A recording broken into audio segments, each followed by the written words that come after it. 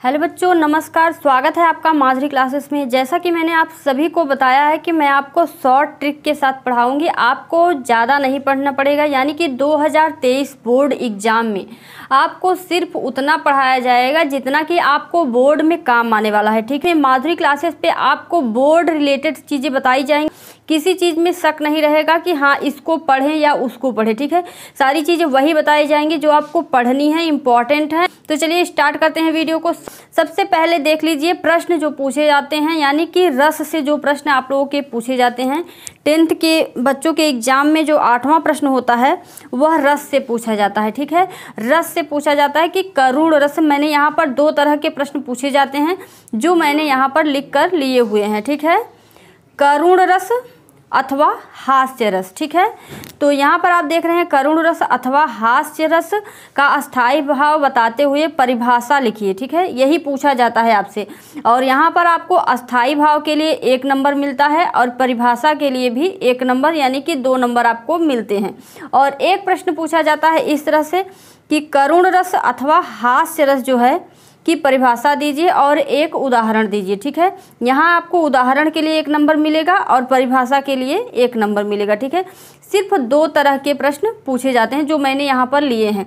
अब मैं आपको बताऊंगी कि आपको इसके लिए करना क्या है। सिंपल से वर्ड में और थोड़े से कंटेंट में आपको यहाँ पर ये 2 नंबर मिल जाएंगे। ठीक है, क्लास 10th में आपको सिर्फ करुण रस और हास्य रस पढ़ना है। ठीक है, आपके सिलेबस में यही है, आपको करुण रस हास्य रस यही 2 में से 1 पढ़ना है। ठीक है, अगर आपने 1 भी याद कर लिया या फिर पढ़ लिया तो आपको और कुछ पढ़ने की ज़रूरत नहीं, क्योंकि यही 2 ही पूछा जाएगा, 2 ही आपके सिलेबस में दिया हुआ है। ठीक है, तो करुण रस का अस्थाई भाव होता है शोक। ठीक है, ध्यान रखिए, अस्थाई भाव।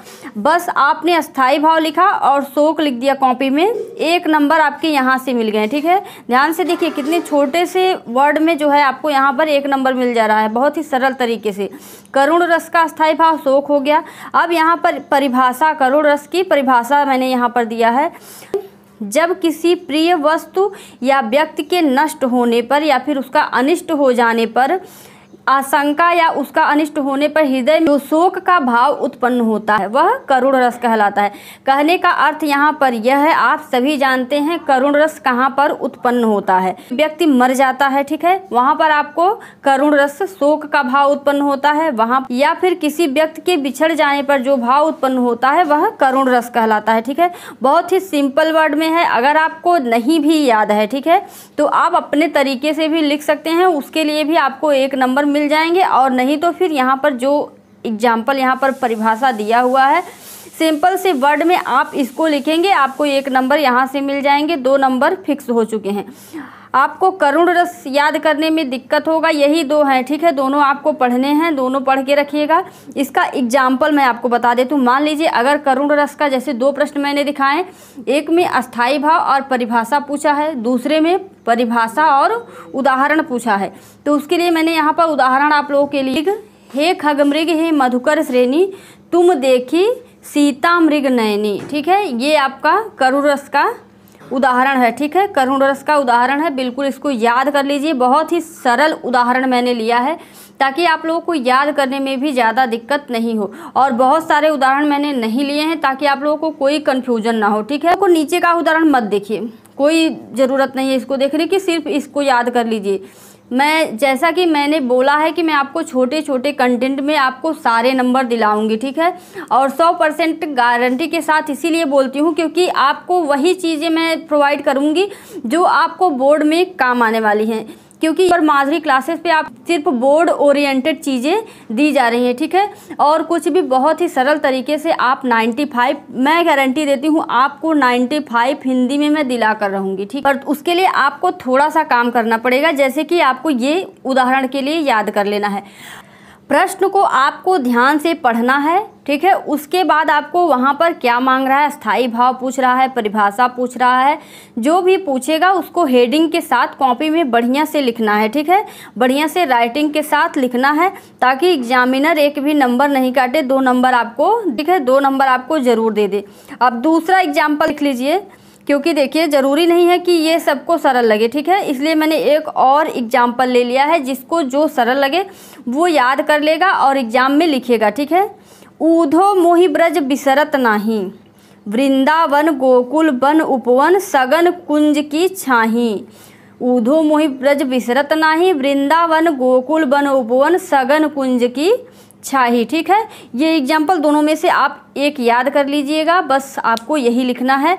और जब जो चीज़ पूछेगा अस्थाई भाव परिभाषा वही चीज़ आपको देनी है, प्रश्न को ध्यान से पढ़ना है। ठीक है, और ताकि एग्जामिनर कंफ्यूज ना हो, जैसे परिभाषा लिख रहे हैं तो हेडिंग परिभाषा का डाल दीजिए और उसको लिख डालिए। ठीक है, ताकि उसको देखने में अच्छा लगे, जैसे कि मैंने यहाँ पर लिखा हुआ है, देख सकते हैं। अब देखिए हास्य रस, ठीक है, जिसको करुण रस याद करने में दिक्कत होगा वो हास्य रस पढ़ेंगे, और आप दोनों भी पढ़ सकते हैं। ठीक है, दोनों को भी याद कर सकते हैं, समझ सकते हैं।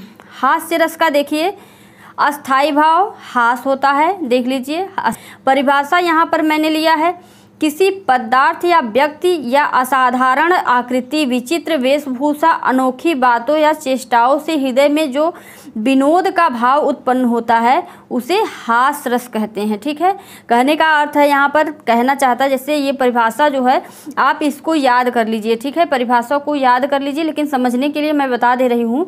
हास्य रस जैसे कोई व्यक्ति कभी कभी ऐसी अपनी वेशभूषा बना लेता है, यहाँ पर देखिए कोई व्यक्ति ऐसी वेशभूषा या उसकी आकृति ही ऐसी होती है कि आपको जो है हंसी आ जाती है, या फिर ऐसे कपड़े पहन लेता है कि आपको हंसी आ जाती है। ठीक है, तो वहाँ पर हास रस होता है। ठीक है, बस यही आपको ध्यान रखना। अगर आपको याद नहीं है तो आप अपने हिसाब से भी वर्ड करके लिख सकते हैं, वहाँ हास्य रस कहलाता है। ठीक, अब यहाँ पर देखिए आपको अस्थाई भाव के लिए 1 नंबर मिल गया, परिभाषा के लिए 1 नंबर मिल गया, मिलाकर 2 नंबर आपके हो गए। ठीक है, 1 + 1 2 नंबर आपके यहाँ पर हो गए। ठीक है, उसके बाद देखिए मान लीजिए कि पूछ लिया आपसे प्रश्न में 2 प्रश्न मैंने दिखाए, आपको मैंने 2 प्रश्न दिखाए हैं। देखिए जैसे आपसे पूछ लिया हास्य रस का परिभाषा दीजिए और एक उदाहरण दीजिए। ठीक है, उसके लिए तो अस्थाई भाव तो पूछा नहीं है, मैंने आपको कई बार बताया कि आपको प्रश्न को ध्यान से पढ़ना है, जो प्रश्न में पूछा जाएगा वही आपको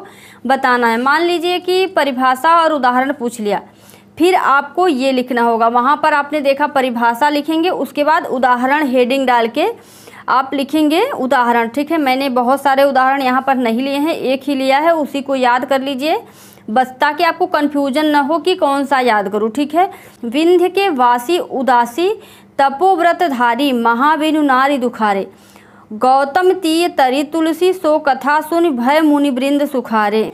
हुए है शिला सब चंद्रमुखी, परसे पद मंजुल कंज तिहारे, कीन भली रघुनायक, जो करुणा करि कानन को पगुधारे। ठीक है, इस एग्जाम्पल को आप याद कर लीजिए, बस आप यही छाप दीजिएगा। ठीक है, आप बता दूं कि हर एक जो है कंटेंट के लिए, यानी रस हुआ, समास हुआ, छंद हुआ, जो भी आपका है, ठीक है, सभी को मैं ऐसे ही छोटे छोटे कंटेंट के साथ आपको प्रोवाइड करूंगी, जिससे कि आपको ज़्यादा नहीं पढ़ना पड़ेगा, सिर्फ वही चीज़ें पढ़नी पड़ेंगी जो आपके बोर्ड में इम्पॉर्टेंट है। ऐसे ही सभी कंटेंट को पाने के लिए चैनल को सब्सक्राइब जरूर कर लें, कोई भी वीडियो आपसे छूट न जाए। ठीक है, और इस वीडियो से अगर आपको थोड़ी बहुत भी नॉलेज मिली हो तो लाइक शेयर करना बिल्कुल ना भूलें। धन्यवाद।